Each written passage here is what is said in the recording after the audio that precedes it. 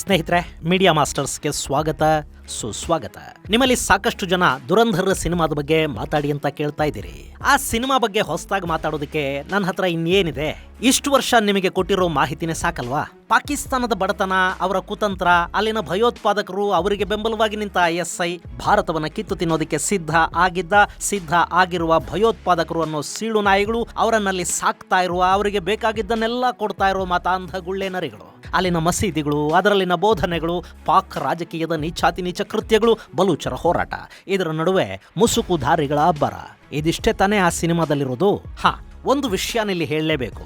ಅದೇ ದಾವೂದ್ ಇಬ್ರಾಹಿಂ. ಅವನ ಪರಿಸ್ಥಿತಿ ಏನಾಗಿದೆ ಅನ್ನೋದು ಇವತ್ತಿಗೂ ಕೂಡ ಗುಟ್ಟಾಗಿ ಉಳ್ಕೊಂಡಿದೆ. ತನ್ನ ಮಗಳ ಮದುವೆಯನ್ನ ಪಾಕಿಸ್ತಾನದ ಕ್ರಿಕೆಟರ್ ಜಾವೇದ್ ಮಿಯಾಂದಾದ್ ಮಗನ ಜೊತೆ ಮಾಡಿದ ದಾವೂದ್ ಆ ನಂತರ ಏನಾದ? ಅವನು ಕರಾಚಿಯ ಆಸ್ಪತ್ರೆ ಸೇರಿದ ಸುದ್ದಿ ಸಾಕಷ್ಟು ಅಂತಾರಾಷ್ಟ್ರೀಯ ಮಾಧ್ಯಮಗಳಲ್ಲಿ ಬಂತು. ಇದೆಲ್ಲವನ್ನ ಗಮನಿಸಿದ್ರೆ ಆದಿತ್ಯ ಧರ್ ಈ ಕಥೆ ಯಾರಿಗೂ ಸಂಬಂಧಿಸಿದ್ದಲ್ಲ ಅಂತ ಹೇಳ್ತಲೇ ನಮ್ಮ ನಡುವೆ ನಡೆದಿದ್ದ ಘಟನೆಗಳನ್ನ ಜೋಡಿಸಿ 4 ಗಂಟೆಗಳ ಸಿನಿಮಾದಲ್ಲಿ ಕಟ್ಟಿಕೊಟ್ಟು ಗೆದ್ದು ಬಿಟ್ಟಿದ್ದಾರೆ. ಹಾಗಂತ ಸಿನಿಮಾದಲ್ಲಿ ತೋರಿಸಿದ್ದೆಲ್ಲ ಸತ್ಯನ ಸುಳ್ಳು ಅಂತ ನಾನು ಹೇಳೋದಕ್ಕೆ ಹೋಗೋದಿಲ್ಲ. ಆದ್ರೆ ಅಲ್ಲಿ ಒಂದಷ್ಟು ಕಾಲದ ವ್ಯತ್ಯಾಸ ಆಗಿದೆ. ಎಲ್ಲವನ್ನೂ ಬಿಜೆಪಿ ಅವಧಿಯಲ್ಲೇ ಮಾಡಲಾಯಿತು ಅನ್ನೋ ಥರ ಆ ಸಿನಿಮಾನ ಒಂದಷ್ಟು ಜನ ಪ್ರೊಜೆಕ್ಟ್ ಮಾಡ್ತಾ ಇದ್ದಾರೆ. ನಮ್ಮ ಪ್ರತಿಪಕ್ಷಗಳ ನಾಯಕರಿಗೆ ಅವರ ಸಮಯದಲ್ಲೂ ಆದ ಒಂದಷ್ಟು ಸಾಧನೆಗಳನ್ನ ಹೇಳ್ಕೊಳ್ಳೋದಕ್ಕೆ, ಕ್ಲೈಮ್ ಮಾಡ್ಕೊಳ್ಳೋದಕ್ಕೆ ಬರ್ತಾ ಇಲ್ಲ. ಅವರು ಆ ಸಿನಿಮಾನೊಂದು ಪ್ರೊಪಗಂಡ ಅಂತ ಹೇಳ್ತಾ ಇದ್ದಾರೆ. ಅದ್ರ ಬದಲು ಹೌದು ನೋಡಿ, ನಮ್ಮ ಕಾಲದಲ್ಲಿ ಕೂಡ ಒಂದಷ್ಟು ಕೆಲಸ ಆಗಿತ್ತು, ಕೋರ್ಟ್ ಆಪರೇಷನ್ಗಳನ್ನ ಶುರು ಮಾಡಿದ್ದು ನಮ್ಮ ಕಾಲದಲ್ಲಿ, ಶುರುವಾಗಿದ್ದು ನಮ್ಮ ಇಂದಿರಾ ಗಾಂಧಿ ಪ್ರಧಾನಿ ಆಗಿದ್ದ ಕಾಲದಲ್ಲಿ, ವಿಮಾನ ಅಪಹರಣ ಆದಾಗ ಬಿಜೆಪಿ ಆಡಳಿತ ಇತ್ತು, ಇಂಥದ್ದೇನಾದ್ರೂ ಅವರು ಹೇಳ್ತಾರೆ ಅಂತ ನನಗೊಂದು ಸ್ವಲ್ಪ ನಿರೀಕ್ಷೆಗಳಿದ್ವು. ಆದ್ರೆ ಅವರು ಪಾಸಿಟಿವ್ ಆಗಿ ಯೋಚನೆ ಮಾಡೋದಕ್ಕೆ ಹೋಗ್ಲೇ ಇಲ್ಲ. ಗೆಳೆಯರೆ, ರೀಲ್ಸ್ಗಳ ಜಮಾನದಲ್ಲಿ ನಾವೇ 10-12 ನಿಮಿಷಗಳ ವಿಡಿಯೋ ಮಾಡೋದಕ್ಕೆ ಹೆದರಬೇಕಾದ ಸಂದರ್ಭದಲ್ಲಿ 4 ಗಂಟೆಗಳ ಸಿನಿಮಾ ಮಾಡೋದಕ್ಕೆ ತುಂಬಾ ದೊಡ್ಡ ಕಾನ್ಫಿಡೆನ್ಸೇ ಬೇಕು. ಅದನ್ನ ಗೆಲ್ಲಿಸ್ಕೊಳ್ಳೋದಕ್ಕೆ ದೊಡ್ಡ ಕ್ರಿಯೇಟಿವಿಟಿ ಕೂಡ ಬೇಕು. ಕತೆ ಹೇಳೋ ಶೈಲಿ ಚೆನ್ನಾಗಿರಬೇಕು. ಅದರಲ್ಲೂ ನೈಜ ಘಟನೆಗಳನ್ನ ಆಧರಿಸಿ ಸಿನಿಮಾ ಮಾಡುವಾಗ ಅದು ಡಾಕ್ಯುಮೆಂಟರಿ ಆಗದ ಹಾಗೆ ನೋಡ್ಕೋಬೇಕು. ಇಂಥ ಸಾಕಷ್ಟು ವಿಷಯಗಳಲ್ಲಿ ನಿರ್ದೇಶಕ ಆದಿತ್ಯ ಧರ್ ಗೆದ್ದಿದ್ದಾರೆ ಅನ್ನೋದಕ್ಕಿಂತ ಆ ಸಿನಿಮಾದ ಎಲ್ಲ ಪಾತ್ರಗಳು, ಸ್ಕ್ರಿಪ್ಟು ಹಾಗೂ ಮೇಕಿಂಗ್ ಆ ಸಿನಿಮಾನ ಗೆಲ್ಲಿಸಿವೆ. ಥಿಯೇಟರ್ಗಳು ತುಂಬಿವೆ. ಒಂದೇ ವಾರದಲ್ಲಿ ಕಲೆಕ್ಷನ್ 1,000 ಕೋಟಿಯನ್ನ ಮೀರ್ತಾ ಇದೆ. ದುರಂಧರ್ 2 ಗೆದ್ದಿದೆ. ನನಗೆ ಮಜಾ ಅನ್ನಿಸ್ತಾ ಇರೋದು, ಭಾರತದಲ್ಲಿ ಈ ಸಿನಿಮಾನ ನೋಡ್ತಾ ಇದ್ದಾರೆ ಅನ್ನೋ ಕಾರಣಕ್ಕಲ್ಲ. ಪಾಕಿಸ್ತಾನ ಆ ಸಿನಿಮಾನ ಬ್ಯಾನ್ ಮಾಡಿದೆ, ಆದ್ರೂ ಅಲ್ಲಿ ಕೂಡ ಅದನ್ನ ನೋಡ್ತಾ ಇರೋರ ಸಂಖ್ಯೆ ಕಡಿಮೆ ಏನಿಲ್ಲ ಅನ್ನೋ ಕಾರಣಕ್ಕೆ ಅಲ್ಲಿನ ಕೆಲ ಯೂಟ್ಯೂಬ್ ಚಾನಲ್ಗಳು ಅಲ್ಲಿನ ಜನರನ್ನ ಮಾತಾಡಿಸಿವೆ. ಅವರು ನಮಗೆ ಆದಿತ್ಯ ಧರ್ ರಾಯಲ್ಟಿನ ಕೊಡಬೇಕು ಅನ್ನೋ ಥರ ಮಾತಾಡ್ತಾ ಇದ್ದಾರೆ. ಸಿನಿಮಾನ ಅಲ್ಲೇ ಶೂಟ್ ಮಾಡಿದ್ದಾರೆ ಅನ್ನೋ ಹಾಗೆ ಕೂಡ ಕೆಲವರು ಮಾತಾಡ್ತಾ ಇರೋದನ್ನ ನೋಡ್ತಾ ಇದ್ರೆ ಅಲ್ಲಿ ಚಿತ್ರತಂಡ ಕತೆ ಹೇಳೋದ್ರಲ್ಲಿ ಮತ್ತು ದೃಶ್ಯಗಳನ್ನ ಕಟ್ಟಿಕೊಡೋದ್ರಲ್ಲಿ ಯಾವ ಮಟ್ಟಕ್ಕೆ ಯಶಸ್ಸನ್ನು ಪಡ್ಕೊಂಡಿದೆ ಅನ್ನೋದನ್ನ ಇದು ತೋರಿಸ್ತಾ ಇದೆ. ನಾನು ಕೂಡ ಸಿನಿಮಾ ನೋಡಿದೆ. ಹಮ್ಜಾ ಅಲಿ ಮಜಾರಿ ಆಲಿಯಾಸ್ ಜಸ್ಕಿರತ್ ಸಿಂಗ್ ರಂಗಿ ಪಾತ್ರದಲ್ಲಿ ರಣವೀರ್ ಸಿಂಗ್ ಪರಕಾಯ ಪ್ರವೇಶ ಮಾಡಿದ್ದಾರೆ. ಸಿನಿಮಾದ ಮೊದಲ ದೃಶ್ಯದಿಂದ ಕೊನೆಯ ದೃಶ್ಯದವರೆಗೆ ರಣವೀರ್ ಬೆಳ್ಳಿ ಪರದೆಯನ್ನ ಆವರಿಸಿಬಿಟ್ಟಿದ್ದಾರೆ. ಸಿನಿಮಾದಲ್ಲಿ ಕೆಲವೇ ನಿಮಿಷಗಳು ಬಂದು ಹೋದ್ರೂ ಕೂಡ ಹೀರೋಯಿನ್ ಸಾರಾ ಅರ್ಜುನ್ ಗಮನ ಸೆಳೀತಾರೆ. ಇನ್ನು ಸಂಜಯ್ ದತ್, ಪಾಕಿಸ್ತಾನದ ಪೊಲೀಸ್ ಅಧಿಕಾರಿ SSP ಚೌಧರಿ ಅಸ್ಲಂ ಪಾತ್ರವನ್ನ ಸಂಜಯ್ ದತ್ ಉಸಿರಾಡಿದ್ದಾರೆ. ಮಾಧವನ್ನ ಪಾತ್ರದ ಬಗ್ಗೆ ಹೇಳೋದೇ ಬೇಡ, ಕಣ್ಣು ಮುಂದೆ ಅಜಿತ್ ದೋವಲ್ಲೇ ಬಂದು ನಿಂತ ಹಾಗಾಗತ್ತೆ. ಇನ್ನು ISIನ ಮೇಜರ್ ಇಕ್ಬಾಲ್ ಅನ್ನೋನು ಯಾರು, ಹೆಂಗಿದ್ದ ಅನ್ನೋದನ್ನ ನಾವ್ಯಾರು ನೋಡಿಲ್ಲ. ಆದ್ರೆ ಅರ್ಜುನ್ ರಾಮ್ಪಾಲ್ ಅನ್ನ ನೋಡಿದ ಮೇಲೆ ಬಹುಶಃ ಅವನು ಹಿಂಗೆ ಇದ್ನೇನು ಅಂತ ಅನ್ನಿಸದೇ ಇರೋದಿಲ್ಲ. ಅವರೆಲ್ಲರಿಗಿಂತ ಹೆಚ್ಚಾಗಿ ಆ ಸಿನಿಮಾದಲ್ಲಿ ನಮ್ಮನ್ನ ಕಾಡೋದು, ನಮಗಿಷ್ಟ ಆಗೋದು ಜಮೀಲ್ ಜಮಾಲಿ ಪಾತ್ರ.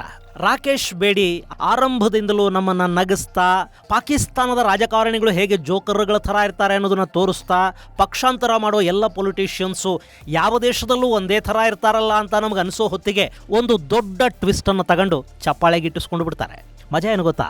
ಅಲ್ಲಿ ಆ ಪಾತ್ರಕ್ಕೆ ರಾಕೇಶ್ ಬೇಡಿನೇ ಯಾಕೆ ಆಯ್ಕೆ ಆದ್ರು ಅನ್ನೋದು ನನಗೆ ಗೊತ್ತಾಗಿದ್ದು, ಜಮೀಲ್ ಜಮಾಲಿ ಪಾತ್ರದ ಅಸಲಿ ರೂಪ ಅಂತ ಕರೆಸ್ಕೊಳ್ತಾ ಇರುವ ಪಾಕಿಸ್ತಾನದ ಮೀಡಿಯಾಗಳು, ಅಲ್ಲಿನ ಜನ ಎಲ್ಲರ ಕಣ್ಣಿಗೆ ಈಗ ಆಹಾರ ಆಗ್ತಾ ಇರುವ ನಬಿಲ್ ಗಬೋಲ್ ಅವರನ್ನ ನೋಡಿದ ನಂತರನೇ. ಹಾಗಂತ ಆತ ಭಾರತದ ಏಜೆಂಟ್ ಅಲ್ಲ. ಇಲ್ಲಿ ನಿರ್ದೇಶಕರು ಸಣ್ಣದೊಂದು ಆಟ ಆಡಿದ್ದಾರೆ ಅಷ್ಟೇ. ಲ್ಯಾರಿಯ ಶಾಸಕನಾಗಿದ್ದ ಗಬೋಲ್ ಪಾತ್ರವನ್ನ ಇದಕ್ಕೆ ಜೋಡಿಸಿದ್ದಾರೆ. ಕಡೆಗೊಂದು ಸಿನಿಮ್ಯಾಟಿಕ್ ತಿರುವನ್ನ ಆ ಪಾತ್ರಕ್ಕೆ ಕೊಟ್ಟಿದ್ದಾರೆ. ಇನ್ನು ಅಸಲಿ ಪಾತ್ರ ನಬಿಲ್ ವಿಷಯದಲ್ಲಿ ಉಳಿದದ್ದನ್ನೆಲ್ಲ ಪಾಕಿಸ್ತಾನಿಗಳಿಗೆ ಬಿಟ್ಟುಬಿಟ್ಟಿದ್ದಾರೆ. ಪಾಪ ಮೊದಲ ಭಾಗದಲ್ಲಿ ಈ ನಬಿಲ್ ಆ ಪಾತ್ರ ನಾನೇ, ನಂದೇ, ಆ ರಾಜಕಾರಣಿ ನಾನೇ ಅಂತ ಪೋಸ್ ಕೊಡ್ತಾ ಇದ್ನಂತೆ. ದುರಂಧರ್ 2 ಅಲ್ಲಿ ಕಡೆಗೊಂದು ಟ್ವಿಸ್ಟ್ ಇದೆ ನೋಡಿ. ಅದನ್ನ ನೋಡಿದ ಮೇಲೆ ಈ ನಬಿಲ್ ಎದೆ ಹೊಡ್ಕೊಂಡಿದ್ದಾನೆ. ಅದು ನಾನಲ್ಲ, ನಾನವನಲ್ಲ ಅಂತ ಈಗ ಹೇಳೋದಿಕ್ಕೆ ಶುರು ಮಾಡಿದ್ದಾನೆ. ಅಲ್ಲಿನ ಮೀಡಿಯಾಗಳು, ಸೋಷಿಯಲ್ ಮೀಡಿಯಾಗಳು ಈ ನಬಿಲ್ನ ಇಟ್ಟುಕೊಂಡು ಟ್ರೋಲ್ ಮಾಡೋದಿಕ್ಕೆ ಶುರು ಮಾಡಿವೆ. ಆದರೂ ಆತ ಈಗ ಪಾಕಿಸ್ತಾನದ ಸೋಷಿಯಲ್ ಮೀಡಿಯಾ ಫಿಗರ್ ಆಗಿ ಮಿಂಚುತ್ತಾ ಇದ್ದಾನೆ. ಇನ್ನು ಸಿನಿಮಾದಲ್ಲಿ ಬರೋ ಘಟನೆಗಳು, ಅಲ್ಲಿ ಒಂದಷ್ಟು ಸತ್ಯಗಳಿವೆ. ಪಾಕಿಸ್ತಾನದಿಂದ ಭಾರತಕ್ಕೆ ನಕಲಿ ನೋಟುಗಳು ಬರ್ತಾ ಇದ್ವು ಅನ್ನೋದು ಸುಳ್ಳಲ್ಲ. ಅವು ನೇಪಾಳದ ಮೂಲಕ ಉತ್ತರ ಪ್ರದೇಶಕ್ಕೆ ಬರ್ತಾ ಇದ್ವು. ಅಲ್ಲಿನ ಮಾಫಿಯಾ ಅದನ್ನ ಭಾರತದ ನಾನಾ ಕಡೆಗಳಿಗೆ ತಲುಪಿಸ್ತಾ ಇತ್ತು. ಮಾದಕ ಪದಾರ್ಥಗಳು, ಆಯುಧಗಳು ಮತ್ತು ನಕಲಿ ನೋಟು ಇವೆಲ್ಲ ಒಂದೇ ಲಿಂಕ್ ಮೂಲಕ ಆಪರೇಟ್ ಆಗ್ತಾ ಇದ್ವು. ಅದನ್ನ ದಾವೂದ್ ಗ್ಯಾಂಗ್ ಭಾರತದಲ್ಲಿ ನಿಭಾಯಿಸ್ತಾ ಇತ್ತು ಅನ್ನೋದು ಖಂಡಿತ ಸುಳ್ಳೇನಲ್ಲ. ಅತೀಕ್ ಅಹ್ಮದ್ ಪಾಕಿಸ್ತಾನದ ISI ಮತ್ತು ದಾವೂದ್ ಗ್ಯಾಂಗ್ ಜೊತೆ ನಂಟಿಟ್ಟುಕೊಂಡಿದ್ದ. ಅದನ್ನು ಅವನ ಬಂಧನದ ನಂತರ ಇಂಟ್ರಾಗೇಷನ್ ಅಲ್ಲಿ ಅವನೇ ಬಾಯ್ಬಿಟ್ಟಿದ್ದ. ನಕಲಿ ನೋಟುಗಳ ಮೂಲಕ ಭಾರತದ ಆರ್ಥಿಕತೆಯನ್ನ, ಡ್ರಗ್ಸ್ ಮೂಲಕ ಇಲ್ಲಿನ ಯುವ ಜನತೆಯನ್ನ, ಆಯುಧಗಳ ಮೂಲಕ ಭಾರತವನ್ನ ಕೊಲ್ಲೋ ಸಂಚನ್ನ ಪಾಕಿಸ್ತಾನದ ISI ನಿರಂತರವಾಗಿ ಮಾಡ್ತಾ ಬರ್ತಾ ಇದೆ ಅನ್ನೋದು ಕೂಡ ಸುಳ್ಳೇನಲ್ಲ. ಹಾಗೆ 2016ರಲ್ಲಿ ನೋಟ್ ಬ್ಯಾನ್ ಆದ ನಂತರ ಪಾಕಿಸ್ತಾನದ ಖೋಟಾ ನೋಟಿನ ಕಿಂಗ್ ಮತ್ತು ಫಾರಿನ್ ಎಕ್ಸ್ಚೇಂಜ್ ಹವಾಲಾ ಮಾಫಿಯಾದ ಡಾನ್ ಖನಾನಿ ತನ್ನದೇ ಬಿಲ್ಡಿಂಗ್ ಮೇಲಿಂದ ಬಿದ್ದು ಸತ್ತ ಅನ್ನೋದು ಕೂಡ ನಿಜಾನೇ. ಇನ್ನು ISI ನಿರಂತರವಾಗಿ ಭಾರತದಲ್ಲಿ ನಡೆಸ್ತಾ ಬಂದ ವಿಧ್ವಂಸಕ ಕೃತ್ಯಗಳ ಮೇಲೇನೆ ಆ ಕಥೆಯನ್ನ ಹೆಣೆಯಲಾಗಿದೆ. ಮುರೀದ್ ಕೆ ಹೆಸರನ್ನ ಇತ್ತೀಚೆಗೆ ನಮ್ಮಲ್ಲಿ ಸಾಕಷ್ಟು ಜನ ಕೇಳಿರ್ತೀರಿ. ಲಷ್ಕರ್ ಎ ತೈಬಾದ ಮೂಲ ಸ್ಥಾನ ಈ ಮುರೀದ್ ಕೆ. ಆಪರೇಷನ್ ಸಿಂಧೂರ್ ಸಮಯದಲ್ಲಿ ಕೂಡ ಮುರೀದ್ ಕೆ ಮೇಲೆ ದಾಳಿಗಳಾದವು. ಆ ಮಸೀದಿ ಹಾಗೂ ಮದರಸಾನ ನಾಶ ಮಾಡಲಾಯಿತು. ಮೊನ್ನೆ ಕೂಡ ಮುರೀದ್ ಕೆಯ ಲಷ್ಕರ್ ಎ ತೈಬಾದ ಮೂಲ ಸ್ಥಾನ ಅಂತ ಕರೆಸಿಕೊಳ್ಳುವ ಮಸೀದಿಯಲ್ಲೇ ಲಷ್ಕರ್ನ ಉಗ್ರನೊಬ್ಬನನ್ನ ಅಪರಿಚಿತರು ಗುಂಡಿಟ್ಟು ಆನಂತರ ಅವನನ್ನ ಇರಿದು ಕೊಲೆ ಮಾಡಿದ್ರು. ಸೊ ಈ ಸಿನಿಮಾ ಕೂಡ ಮುರೀದ್ ಕೆಯಲ್ಲಿ ಭಯೋತ್ಪಾದಕರ ಸೃಷ್ಟಿಯಾಗುತ್ತೆ, ಅದೊಂದು ಬ್ರೀಡಿಂಗ್ ಸೆಂಟರ್ ಅಂತ ಹೇಳಲಾಗಿದೆ. ಅದು ಕೂಡ ವಾಸ್ತವನೇ. ಹಾಗೆ ಅಪರಿಚಿತರ ಅಬ್ಬರ ಕಳೆದ 4-5 ವರ್ಷಗಳಿಂದ ಪಾಕಿಸ್ತಾನದಲ್ಲಿ ಮುಸುಕುಧಾರಿಗಳ ಅಬ್ಬರ ಕೇಳಿ ಬರ್ತಲೇ ಇದೆ. ಭಾರತಕ್ಕೆ ಬೇಕಿದ್ದ ಸಾಕಷ್ಟು ಮೋಸ್ಟ್ ವಾಂಟೆಡ್ಗಳಿಗೆ ಈ ಮುಸುಕುಧಾರಿಗಳು ಹೂರ್ ಟಿಕೆಟ್ ಅನ್ನ ಡೋರ್ ಡೆಲಿವರಿ ಮಾಡಿ ಬಂದಿರೋ ಕಥೆಗಳು ಕೂಡ ನಿಮಗೆ ಗೊತ್ತಿವೆ. ಆದರೆ ಆ ಮುಸುಕುಧಾರಿಗಳು ಯಾರು ಅನ್ನೋದು ಮಾತ್ರ ಗೊತ್ತಿರಲಿಲ್ಲ. ಅದನ್ನೇ ಆದಿತ್ಯಧರ್ ಸಿನಿಮಾದಲ್ಲಿ ಬಳಸ್ಕೊಂಡಿದ್ದಾರೆ. ಹಾಗೆಯೇ ಲ್ಯಾರಿ ಅಂಡರ್ವರ್ಲ್ಡ್ ಅದನ್ನು ಕಂಟ್ರೋಲ್ ಮಾಡೋದು ಬಡೆ ಸಾಹೇಬ್. ಲ್ಯಾರಿ ಅಂಡರ್ವರ್ಲ್ಡ್ ಅಲ್ಲಿ ಸಾಕಷ್ಟು ನೈಜ ಪಾತ್ರಗಳನ್ನೇ ಸ್ಫೂರ್ತಿಯಾಗಿ ಪಡ್ಕೊಂಡಿರೋ ಆದಿತ್ಯಧರ್ ಆ ಪಾತ್ರಗಳು ಹೇಗೆಲ್ಲ ವರ್ತಿಸ್ತಿದ್ವು ಅನ್ನೋದನ್ನ ತೆರೆ ಮೇಲೆ ತೋರಿಸೋ ಪ್ರಯತ್ನವನ್ನು ಮಾಡಿದ್ದಾರೆ. ಉಜೈರ್ ಬಲೂಚ್ ಅನ್ನೋ ಪಾತ್ರ ಹರ್ಷದ್ ಪಪ್ಪುನ ಕೊಂದು ಅವನ ತಲೆ ಕಡಿದು ಲ್ಯಾರಿಯ ರೋಡ್ಗಳಲ್ಲಿ ಫುಟ್ಬಾಲ್ ಆಡತ್ತಲ್ಲ, ಆ ರೀತಿಯ ನಿಜವಾದ ಉಜೈರ್ ಬಲೂಚ್ ಫುಟ್ಬಾಲ್ ಆಡಿದ್ದ ಅನ್ನೋದನ್ನ ಪಾಕಿಸ್ತಾನದ ಹಳೆಯ ಪೇಪರ್ ಕಟಿಂಗ್ಗಳು, ಟಿವಿ ಇಂಟರ್ವ್ಯೂಗಳಲ್ಲಿ ನಾವು ನೋಡೋದಕ್ಕೆ ಸಾಧ್ಯ ಆಗುತ್ತೆ. ಅದು ಕೂಡ ನೈಜ ಘಟನೆನೇ. ತನ್ನ ತಂದೆಯ ಸಾವಿಗೆ ಉಜೈರ್ ಹರ್ಷದ್ ಪಪ್ಪುನ ಕೊಂದು ಸೇಡ್ ತೀರಿಸ್ಕೋತಾನೆ. ಹಾಗೆ ತನ್ನ ತಾಕತ್ತನ್ನು ತೋರಿಸೋದಕ್ಕೆ ಆ ಗ್ಯಾಂಗ್ ಕಳ್ಕೋತಾ ಇದೆ ಅಂತ ಅನ್ನಿಸ್ತಾ ಇದ್ದ ಲ್ಯಾರಿಯ ಮೇಲಿನ ಹಿಡಿತವನ್ನ ಮತ್ತೆ ಸಾಧಿಸೋದಕ್ಕೆ ಪಪ್ಪುನ ತಲೆಯನ್ನ ಈ ಉಜೈರ್ ಫುಟ್ಬಾಲ್ ಆಡ್ತಾನೆ. ಇದು ಲ್ಯಾರಿಯ ಭಯಾನಕ ಹತ್ಯೆಗಳ ಪಟ್ಟಿಯಲ್ಲಿ ಸ್ಥಾನ ಪಡ್ಕೊಂಡಿದೆ. ಹಾಗೆಯೇ SP ಪಾತ್ರ ಚೌಧರಿ ಅಸ್ಲಾಂ ಲ್ಯಾರಿ ಗ್ಯಾಂಗನ್ನ ಮಟ್ಟ ಹಾಕೋದಕ್ಕೆ ಥೇಟ್ ಭಯೋತ್ಪಾದಕನ ಹಾಗೆ ವರ್ತಿಸಿದ್ದ ಅನ್ನೋದು ಪಾಕ್ ಮೀಡಿಯಾಗಳಲ್ಲಿ ದಾಖಲಾಗಿದೆ. ಅಷ್ಟೇ ಅಲ್ಲ, ನನ್ನ ಬಗ್ಗೆ ಮುಂದೊಂದಿನ ಸಿನಿಮಾ ಆಗುತ್ತೆ ಅನ್ನೋ ಕಾನ್ಫಿಡೆನ್ಸು ಕೂಡ ಈ ಚೌಧರಿಗಿತ್ತಂತೆ. ಅದು ಈಗ ಆಗಿದೆ ಕೂಡ. ಚೌಧರಿ ಅಸ್ಲಂ ಪಾತ್ರದಲ್ಲಿ ಸಂಜಯ್ ಆಕ್ಟ್ ಮಾಡಿಲ್ಲ, ಜೀವಿಸಿದ್ದಾರೆ. ನಿಜ ಜೀವನದ ಚೌಧರಿಗೆ ಸಂಜಯ್ ದತ್ ಅಂದ್ರೆ ಪ್ರೀತಿ ಕೂಡ ಇತ್ತಂತೆ. ಈಗ ಆತನ ಪಾತ್ರವನ್ನ ಸಂಜಯ್ ದತ್ತೇ ಮಾಡಿದ್ದಾರೆ ಅನ್ನೋದು ಮತ್ತೊಂದು ವಿಶೇಷ. ಇನ್ನು ಈ ಚೌಧರಿ ಅಸ್ಲಾಂ ಬಲೂಚರ ಅಟ್ಯಾಕ್ ಅಲ್ಲಿ ಸಾವನ್ನಪ್ತಾನೆ. ಆದ್ರೆ ಅವನು ಸಾವನ್ನಪ್ಪಿದ್ದು 2014ರ ಜನವರಿಯಲ್ಲಿ. ಆಗ ಭಾರತದಲ್ಲಿದ್ದದ್ದು ಮನಮೋಹನ್ ಸಿಂಗ್ ಸರ್ಕಾರ. ಅದನ್ನ ಕಾಂಗ್ರೆಸ್ನವರು ನಮ್ಮ ಕಾಲದಲ್ಲಾಗಿದ್ದು ಅಂತ ಹೇಳ್ಕೋಬಹುದಿತ್ತು. ಆದ್ರೆ ಅವರಿಗೆ ತಲೆ ಓಡ್ಲಿಲ್ವೋ ಅಥವಾ ಗೊತ್ತೇ ಇರಲಿಲ್ವೋ, ನನಗೆ ಅದರ ಬಗ್ಗೆ ಐಡಿಯಾ ಇಲ್ಲ. ಇನ್ನು ಬಲೂಚ್ ಹೋರಾಟವನ್ನ ಮಣಿಸುವ ಪಾಕ್ನ ಕುಕೃತ್ಯ ಸಿನಿಮಾದಲ್ಲಿ ತೋರಿಸಿರೋ ಹಾಗೆ ಬಲೂಚ್ ಮಕ್ಕಳನ್ನ ಪಾಕ್ ಸೇನೆ ಸುಖ ಸುಮ್ಮನೆ ಹಿಡ್ಕೊಂಡು ಬಂದು ಕೊಂದು ಹಾಕತ್ತೆ ಅನ್ನೋದು ನಿಜ.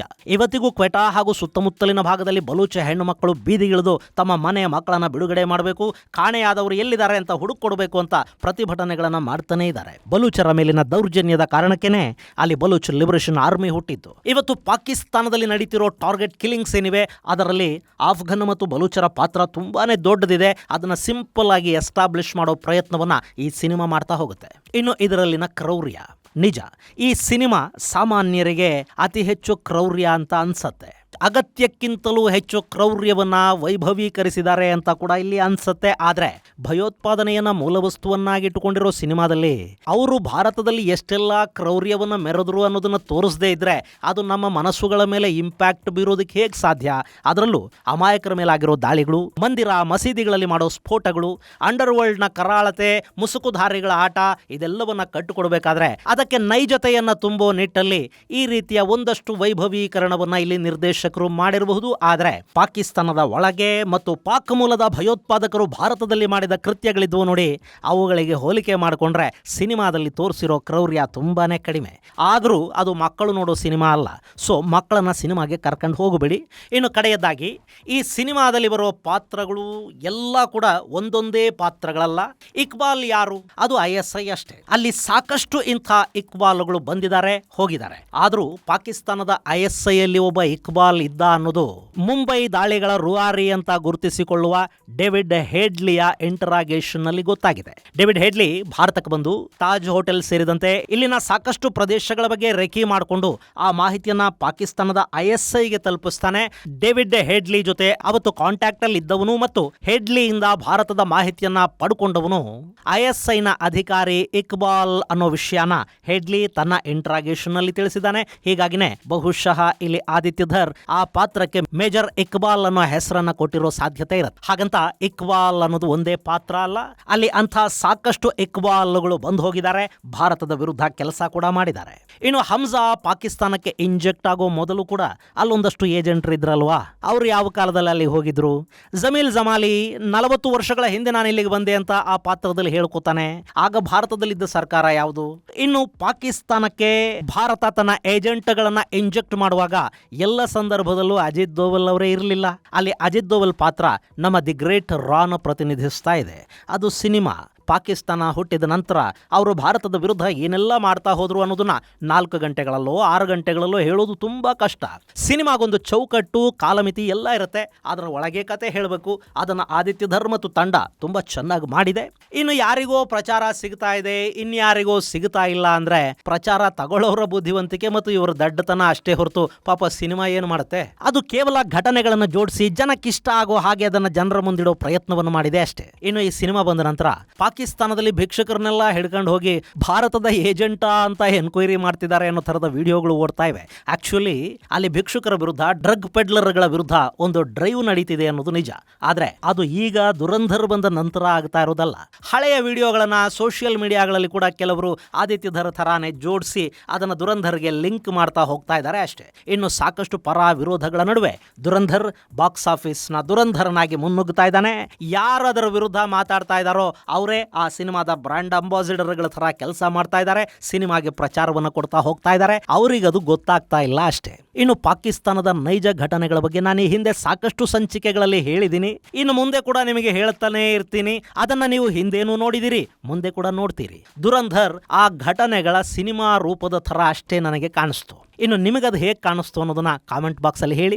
ಚರ್ಚೆ ವಿಷಯಾಧಾರಿತವಾಗಿರಲಿ, ಯಾರನ್ನೋ ಬೈಯೋದಿಕ್ಕೆ ಈ ಜಾಗನ ಬಳಕೆ ಮಾಡಬೇಡಿ. ಸಭ್ಯತೆಯ ಚೌಕಟ್ಟನ್ನು ಮೀರದ ಹಾಗೆ ನಿಮ್ಮ ಅಭಿಪ್ರಾಯಗಳನ್ನು ಕಾಮೆಂಟ್ ಮಾಡಿ. ಕಾಯ್ತಾ ಇರ್ತೀನಿ. ಮುಂದಿನ ಸಂಚಿಕೆಯಲ್ಲಿ ಮತ್ತಷ್ಟು ವಿಶೇಷಗಳ ಜೊತೆ ಮತ್ತೆ ಭೇಟಿಯಾಗೋಣ. ಅಲ್ಲಿವರೆಗೆ ಜೈ ಹಿಂದ್, ಜೈ ಕರ್ನಾಟಕ.